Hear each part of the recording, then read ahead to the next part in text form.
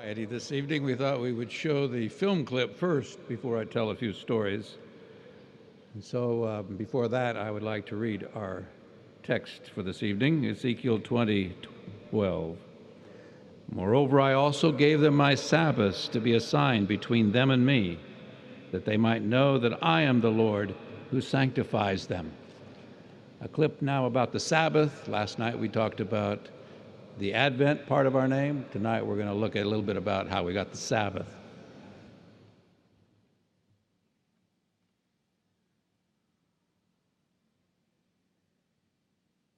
On this holy day of communion, I would leave you with a charge to love the Lord your God with all your heart, to keep all of the commandments of God, and honor him by keeping his Sabbath holy. Amen. I want to speak to him. Mother. Mother, no. If you must, but we're new here. Keep in mind that we are outsiders. Elder Wheeler will be interested in what I have to say. No. Excuse me. I'm sorry. I wanted to talk to you specifically about a commandment that's in the Bible. Yeah. Well, I've been giving it a lot of thought, particularly about the Sabbath. According to Scripture,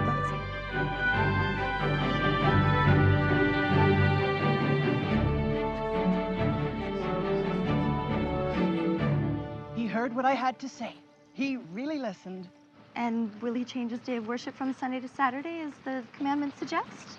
He was impressed by what we shared from the Bible. Meaning? He promised that he'd give the idea much thought, and he'd investigate the idea more fully. Hello.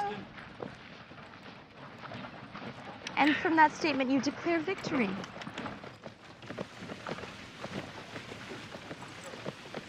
Saturday is the seventh day of the week. It is the Lord's Sabbath. That is just so. Mother, there are those who believe that waiting for the Advent and Judgment Day is of greater importance than which day we worship. Good morning, ladies. Perhaps the day won't matter shortly. I've planted a seed. As a teacher, my dear, you of all people should understand how knowledge grows. with all this fuss about Jesus not returning in October, it seems to me that I am alone in my commitment to worship on the Sabbath. But Mrs. Preston, I fear there are no churches here that meet on Saturday. If only Elder Wheeler in Hillsborough were closer. Mother, please. Farnsworths have been so generous to let me stay here while I teach. You'll likely offend them. What is offensive to God is that we worship on the wrong day.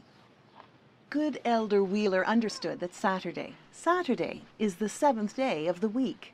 It is written in the commandments that we should rest and keep it holy. What difference does it make to God if we should worship Him one day or another? Difference enough, William, to chisel it onto stone and send it down the mountain with Moses.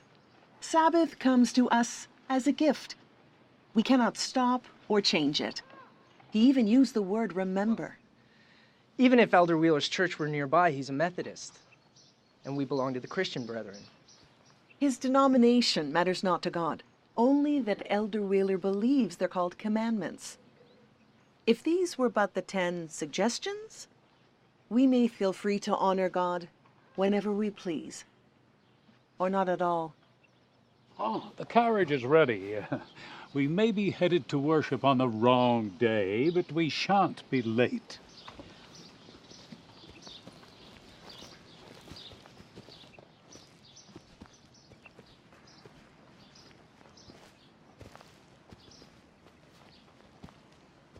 Along with the others gathered here, I too was greatly disappointed, even ashamed that Jesus did not return last year.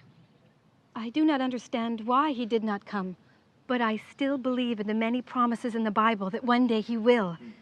That is why I hold fast to the Advent hope. Thank you, Mrs. Cooch. Does anyone else desire to speak today?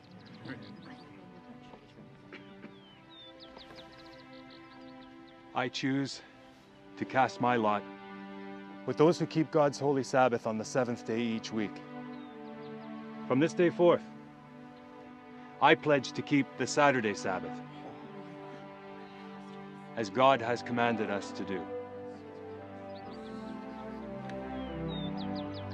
And I too shall be a Sabbath keeper. From this day forward.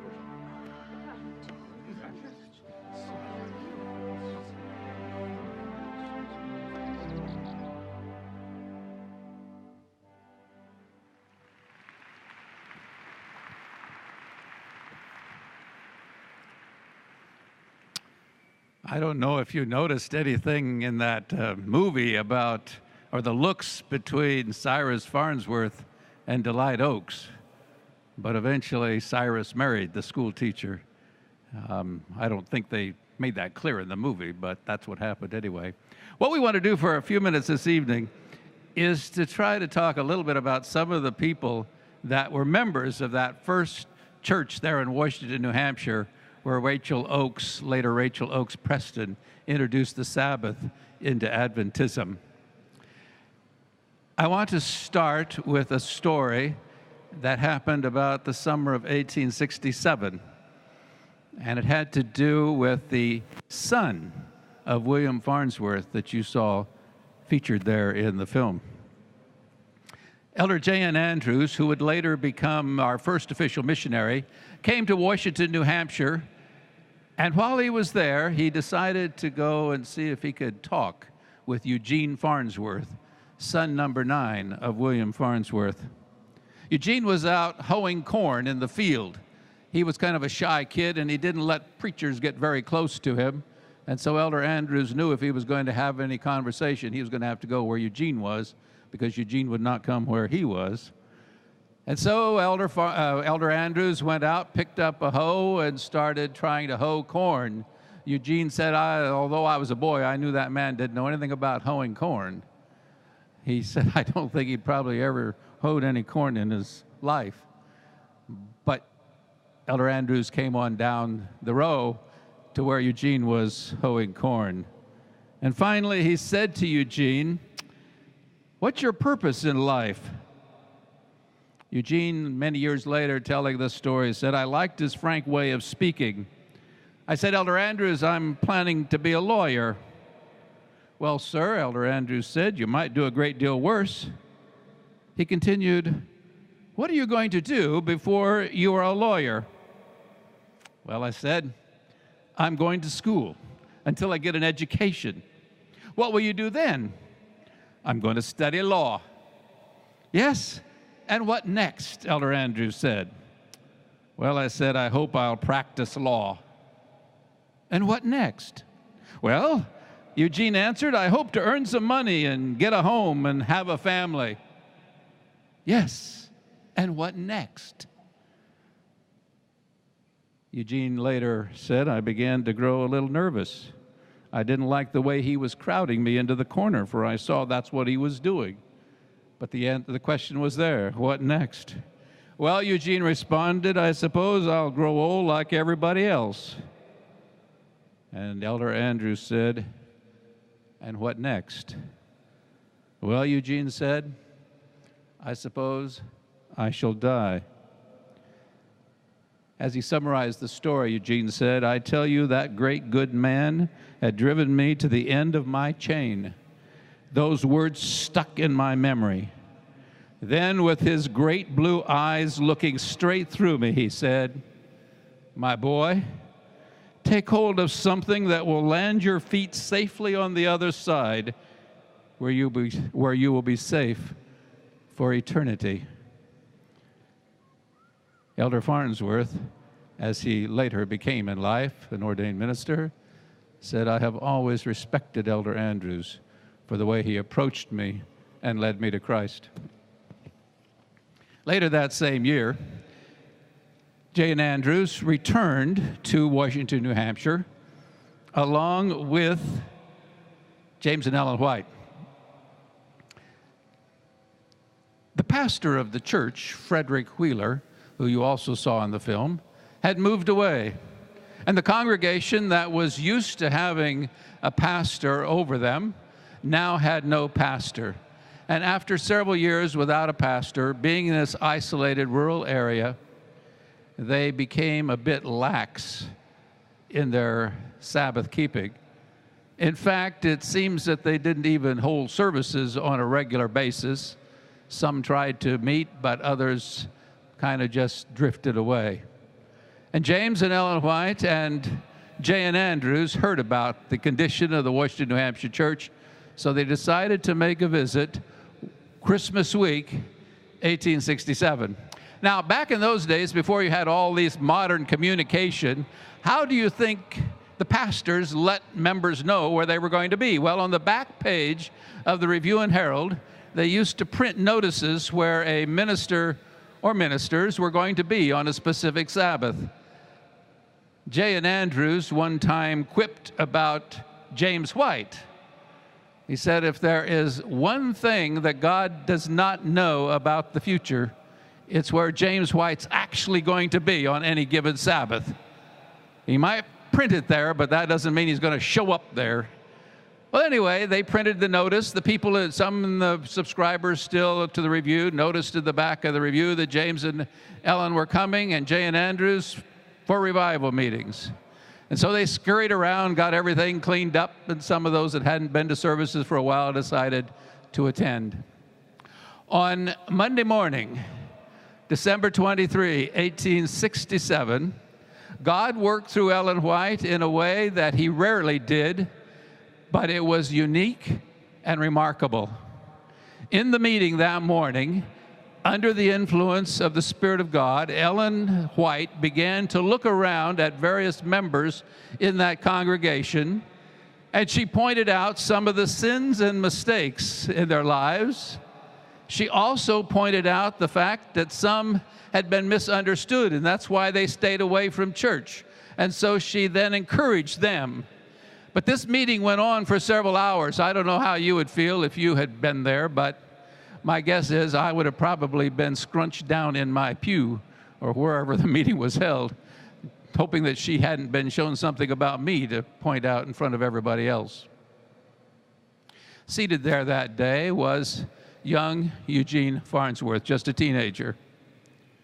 He'd given his heart to the Lord, but he had not really come to grips with whether or not Ellen White was a true messenger of God. And as he watched her pointing out the sins and mistakes of various people in that community, that congregation that he knew well, he realized that she was very accurate in what she was saying. But even so, the thought went through young Eugene's mind, if Ellen White really is genuine, she will point out to my father, she will point out that he is started using tobacco again. Now, Eugene knew this was the case because when he would work out in the woods in the winter with his father in the snow, occasionally working behind his father, he would come along and he would find where his father had spit some chewing tobacco into the snow and tried to cover it over with his foot so that Eugene wouldn't know that his father was chewing tobacco again. But Eugene knew. And so he thought to himself, if she's really genuine, she'll rebuke my father for having taken up tobacco. And as he would later tell the story, almost as soon as the thought went through his mind, Ellen White turned to William Farnsworth and said, Brother Farnsworth, I see, I've been shown that you are the slave of nicotine and that you think people don't know that you are using tobacco again, but you're acting the part of a hypocrite. People do know. What do you think went through Eugene's mind at that point?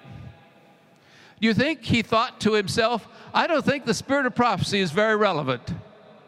Of course not. Why? Because as a teenager, he put it to the test, and he found that it was true and faithful. In fact, later when he would become an ordained Seventh-day Adventist minister, clear until his death, he was always an extremely strong supporter of the gift of prophecy through the ministry of Ellen White. Again, why? Because he had put it to the test when he was a young man, and he knew he could trust it. Well, that meeting that morning, that Monday morning, went on for several hours, as I mentioned. And there was revival that broke out. the people, the men and the women, the adults in that congregation began to confess to each other mistakes that they had made. As they say, revival and reformation broke out. Once that had happened, then James and Ellen White decided that it was time to work for the young people of that congregation. So on Christmas Day, December 25, 1867, there was another meeting held. This time they were appealing specifically to the young people. And before that meeting was over that day, 13 young people had given their heart to the Lord. Eventually another 5 would do likewise. And it was in the dead of winter, but 12 of those young people wanted to be baptized immediately. And so they cut a hole in the ice and they baptized 12. The other 6 waited until the spring. I grew up in California. I think I know which group I would have been in. I don't think it would have been the first group. I think it would have been the second. 9 of those 18 young people eventually became workers for the church. There was another story that happened there in Washington, New Hampshire. There was a man by the name of Stephen Smith. He joined the church about 1850, 1851, but he became very critical. Everything that he could think of that was wrong with this fledgling church, he would criticize. And it became so bad that they eventually, a year or 2 later, had to disfellowship Stephen Smith. But just because someone has to be disfellowshipped doesn't mean that God gives up on them. In about the year 1857, Ellen White wrote a letter to Stephen Smith. When he went to the post office to call for his mail, he realized this letter was from Ellen White, who he was criticizing, and he was fighting against her influence, and he got mad when he saw that the letter was from her. He couldn't quite bring himself to throw the letter away. But he decided he didn't want to read it, and so he did not read it. He took it home, found a trunk where his wife stored blankets and things like that, lifted up those blankets, reached down into the bottom of the trunk, and there he put that letter, closed the lid, and thought to himself, that will take care of that. And year after year, that letter remained unread in the bottom of that trunk. All the while, Stephen Smith was becoming more and more critical. He was supporting this offshoot and that movement and anything else that was antagonistic to the church. Someone who knew him during that period of time said that Stephen Smith had the sharpest, most blighting, most cutting tongue that you could possibly imagine. I picture him as the type of person, if you saw him in town coming down the street, you would walk across the street and walk down the other side rather than having to face Brother Smith. Year after year, this man was just getting more and more hateful. His wife, Matilda Smith, was a very sweet, loving Christian. People used to wonder, oh, poor Matilda Smith, poor Sister Smith. I can't imagine being married to that guy, that Stephen Smith, and the children. Can't imagine the children who have a father like that.